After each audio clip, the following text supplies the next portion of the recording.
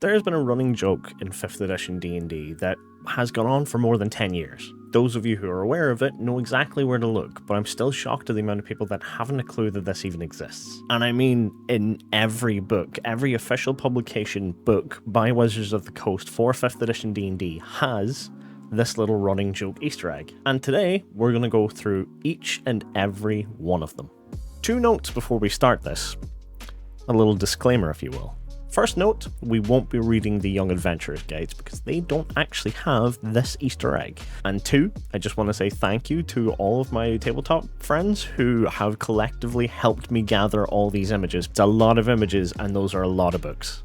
If you haven't copped on by now, if you haven't realized where we're going with this, in every D&D 5e publication there is an Easter egg in the beginning of the books, which is the disclaimers. Now, beginning with the first 4 items, that would be the starter set, original 2014, which was the first ever D&D 5e published item, and then the 3 core rulebooks, the Monster Manual, DMG, and PHB. Now on to the starter set. Disclaimer! Wizards of the Coast is not responsible for the consequences of any failed saving throws, including but not limited to petrification, poison, death magic, dragon breath, spells, or vorpal sword-related decapitation. We start off quick and simple, just a nice little getting the idea that this is a joke, and we'll see where we devolve into. Now to the 2014 Player's Handbook. Disclaimer! Wizards of the Coast is not responsible for the consequences of splitting up the party, sticking appendages in the mouth of leering green devilface, accepting a dinner invitation from bugbears, storming the feast hall of a hill giant steading, angering a dragon of any variety, or saying yes when the DM asks, "Are you really sure?" Couple little things to note in this one. The appendages in the mouth of a leering green devilface. I believe this is a little reference to a Serac in the Tomb of Annihilation book. Of course, they were obviously planning ahead for the Tomb of Annihilation to throw this in here, but still, it's nice to see.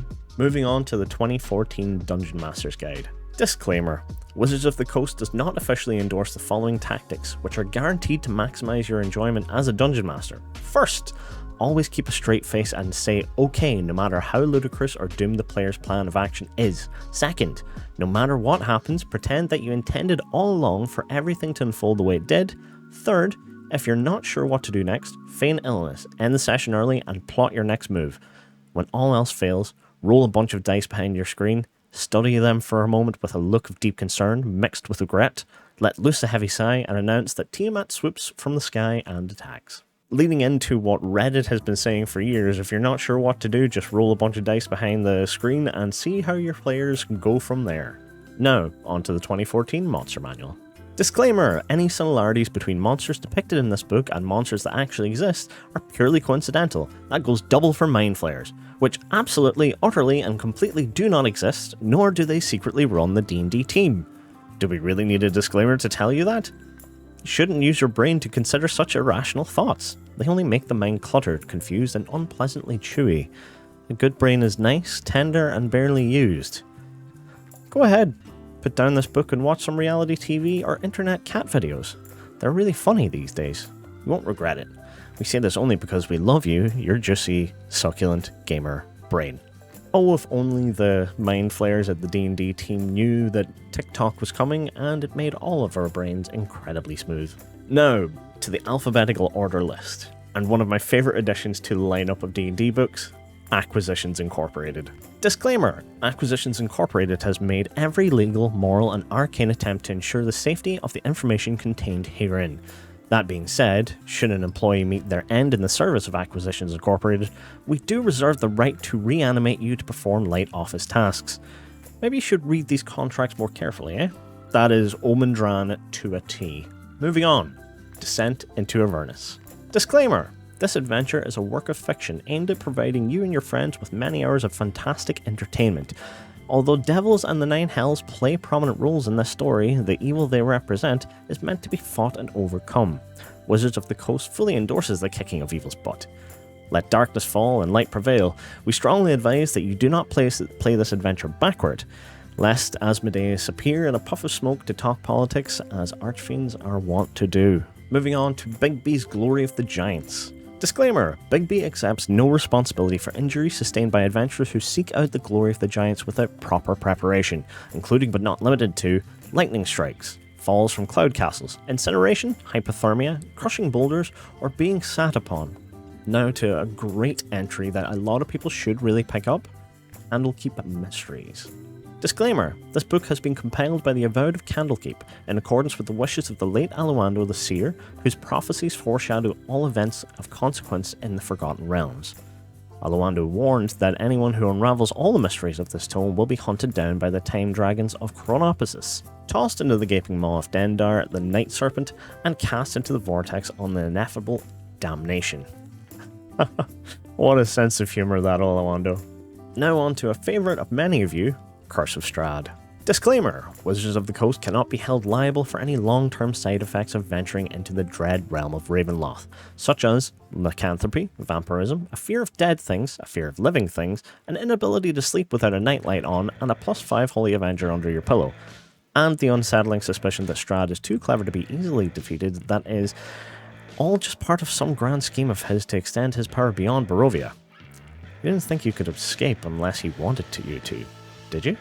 Now, to the Elemental Evil's player companion. Disclaimer: for safe utilization of elemental magic, remember the following guidelines. You can drink water but not fire, you can breathe air but not earth, you can walk on earth but not on water unless you have the right pair of boots or spell, you can do a lot of things with fire, but almost all of them are bad ideas.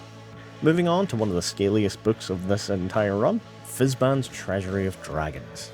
Disclaimer: no guarantee is made that this book was or was not removed from the hoard of a dragon. Be aware that items taken from a dragon's hoard might carry traces of the dragon's inherent magic even long after they have been removed from said hoard. Exposure to another dragon's hoard can reawaken that magic, with unpredictable results. On now to Ghosts of Saltmarsh. Disclaimer: after battling dragons, elemental cultists, vampires, demons, and giants, you deserve a relaxing ocean cruise. Please keep all vital limbs well within the ship's confines. We are not responsible for valuables, hit points, or lives lost during your voyage. In fact, perhaps you prefer a more relaxing vacation option. Can we suggest a trip to the Nine Hells? They're quite balmy this time of year. Now on to Hoard of the Dragon Queen. Disclaimer: the following adventure contains chromatic dragons. Wizards of the Coast cannot be held liable for characters who are incinerated, dissolved, frozen, poisoned, or electrocuted. Those, of course, being all the 5 heads of Tiamat. Now on to my absolute favourite, Icewind Dale and Rime of the Frost Maiden. Disclaimer: the windswept tundra of Icewind Dale is the true test of one's mettle. Here, it's survival of the fittest. Don't be fooled by the reindeer with glow-in-the-dark antlers and the tasty knucklehead trout, including the friendlier, more northerly Knucklehead variety. Icewind Dale is the frostbitten end of the world. You can't spell dice without ice, my friend, and the Frost Maiden is not some demon prince, vampire, lich, beholder crime lord, or archdevil. She's a god, and a cold-hearted one at that. Now on to Journey Through the Radiant Citadel. Disclaimer: there is no guarantee that the light of the Radiant Citadel will be visible to the naked eye on your plane of existence, but know that it is there, whether seen or not. Now on to Keys from the Golden Vault. Disclaimer: the Golden Vault cannot be held responsible for the infiltration of any property by burglars or any other acquisition experts, or for the purloinment of any belongings, regardless of their worth or current ownership status. The Golden Vault disavows any individuals who claim association with this organization which is legally non-existent. Any individuals who swindle, manipulate, take advantage of, or otherwise harm innocents are subject to the Golden Vault's legally imaginary scrutiny. That entire thing was very difficult to say. Now on to Mordenkainen's Monsters of the Multiverse. Disclaimer: we asked the wizard Mordenkainen to write a humorous disclaimer for this book. We received this response. The day I start writing frivolous disclaimers for game manuals is the day I retire from wizardry and abandon all self-respect. Mordenkainen's rival wizard, Tasha, apparently intercepted our request and sent us this note. Mordenkainen lost his sense of humour somewhere between the city of Greyhawk and the astral plane. Keep your chins up, my dearest ones. The multiverse is filled with horrors, many of which are detailed in this book. Marshal your laughter and a few good spells. If we're going to be devoured, better to face the darkness with a smile. Sticking with Mordenkainen, we're on to the Tome of Foes. Disclaimer: we asked Mordenkainen to write a humorous disclaimer for this book, and we got this response. Funny enough, the exact same response, but not intercepted by Tasha. He's not one to waste words, is he? Moving on to Out of the Abyss. Disclaimer: before you take on demon lords, consult a physician. Do not drink alcohol while taking on demon lords. Taking alcohol and demon lords may increase your risk of death. Other side effects of demon lores may include hallucinations, mindless rage, gluttony, greed, paranoia, self-delusion, bestial urges, nihilism, hedonism, megalomania, a messiah complex, cannibalism, multiple personalities, and homicidal psychosis. And if you know anything about the madness effects of Out of the Abyss, that's all of them. On to one of the latest entries of D&D 5th edition, Phandelver and Below. Disclaimer: the fanatics of Ilvash can neither confirm nor deny whether they plot to incorporate this book's owners into a mighty new Illithid empire. Any transformations incurred, up to and including face tentacles, are strictly coincidental. Again, little hints at what's to come in this book. Next up, we've got our first multi-entry, that being a compiled book or set, and multiple books with Ill's entries, and that being Planescape and Adventures in the Multiverse. First book being Sigil and the Outlands, which, yes, it's pronounced Sigil. Disclaimer: the factions of the City of Doors are not responsible for symptoms associated with accidentally happening upon the cage. Please consult your doctor if you experience any of the following: upset stomach, nausea, existential dread, clithorophobia, or an irresistible urge to wax poetic about philosophies relating to the multiverse. Now to Mort's Planar Mortuary. Disclaimer: everything in this book is true, except the parts that ain't. The planes change, coins and threats adjust a few details, boring bits get more colourful, you know how it is. What's what? You're a cagey sort, chief. I'll know you'll figure it out. And on to the last entry for Planescape, Turn of Fortune's Wheel. Disclaimer: Fortune's Wheel welcomes guests and currencies from all planes, realities, and timelines. The house takes no responsibility for any harm, financial, physical, existential, or otherwise, endured during games of chance, in interactions with guests or house security, or by running afoul of the proprietor. Gamble responsibly. And with the amount of microtransactions that are being injected into games these days for loot boxes and such, this is a good message. Gamble responsibly. Moving on to one of the lesser known entries that a lot of people actually skipped, which is Princes of the Apocalypse. Disclaimer: Wizards of the Coast urges adventurers to remember that not all rock creatures are earth elementals. A talking rock that controls boulders is a Galabdur. A talking rock wearing jewelry is a Do. A silent rock that's resistant to non-adamantine weapons is a Stone Golem. A rock with wings is a Gargoyle. A rock without a K is a giant bird. A rock that sits there and does nothing could be just a rock or a ballad disguised in it by an illusion. In all cases, proceed with caution. Now for a disclaimer that's just straight to the point: Rise of Tiamat. Disclaimer: Tiamat does not apologize for TPKs. Moving on to the second set, we're going to look at Spelljammer, Adventures in Space. First entry here being Astral Adventures Guide. Disclaimer: space sickness is a common malady that primarily affects world huggers. Before embarking on a wild space voyage, consult your local apothecary for suitable remedies such as a box of crackers, a perfume-soaked handkerchief, or a map. Moving on to the second entry for Spelljammer, Boo's Astral Menagerie. Disclaimer: squeak squeak. Translation: you're on Boo's turf now, world hugger.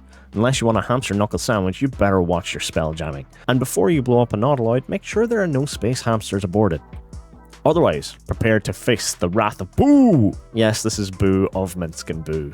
And the final entry for Spelljammer here, Spelljammer, Light of Xerxes. Disclaimer: this adventure wreaks havoc with your beautifully imagined homebrewed campaign world. We hope that your players will care enough about your world to save it, but if not, may we present the Rock of Brawl as an alternative. Just remember to leave your vendettas at the docks. Now on to another great adventure, Storm King's Thunder.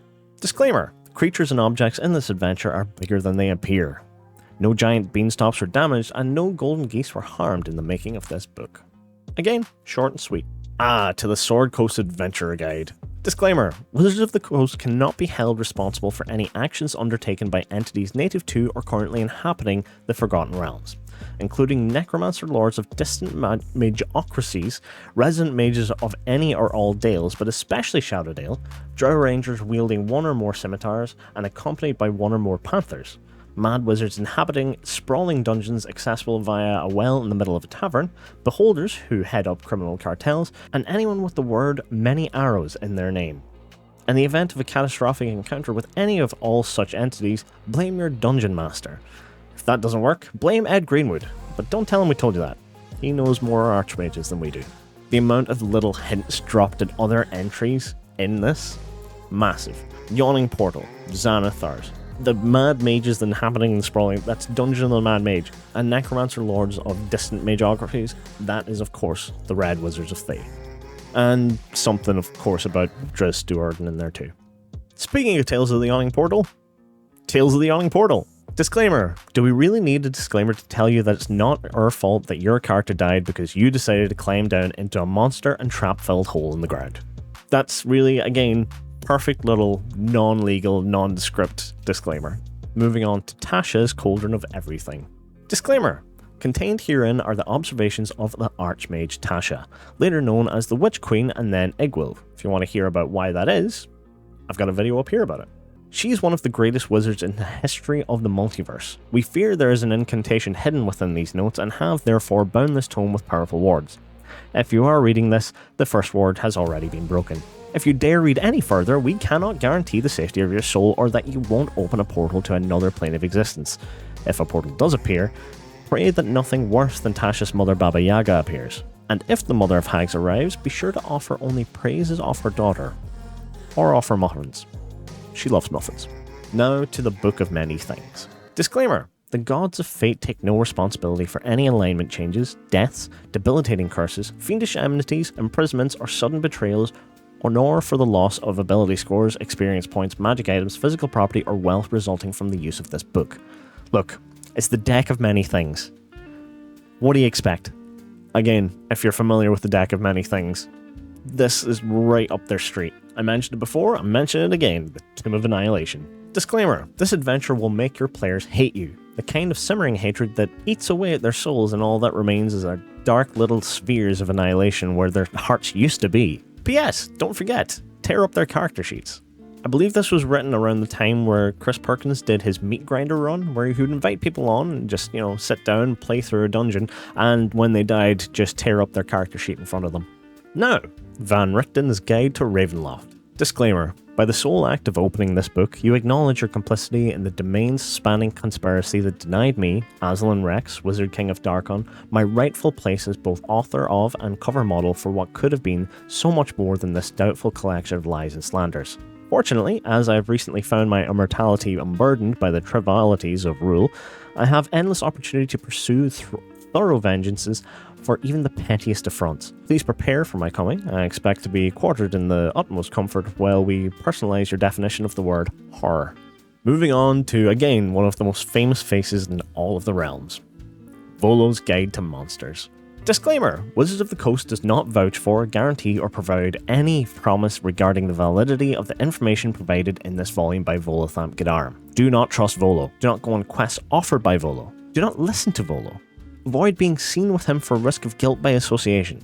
If Volo appears in your campaign, your DM is undoubtedly trying to kill your character in a manner that can be blamed on your own account. The DM is probably trying to do that anyway, but with Volo's appearance, you know for sure. We're not convinced that Elminster's commentary is all that trustworthy either, but he turned us into flumps the last time we mentioned him in one of these disclaimers. Stuff like this makes it really apparent that Volo showing up in Baldur's Gate 3 and the whole eye thing really makes sense. Moving on to Waterdeep Dragon Heist. Disclaimer. The Lords of Waterdeep cannot be held responsible for the flogging, banishment, incarceration, or execution of adventurers who violate the code legal. Nor are the Lords responsible for the actions of beholder crime lords, unscrupulous nobles, drow swashbucklers, and evil clones.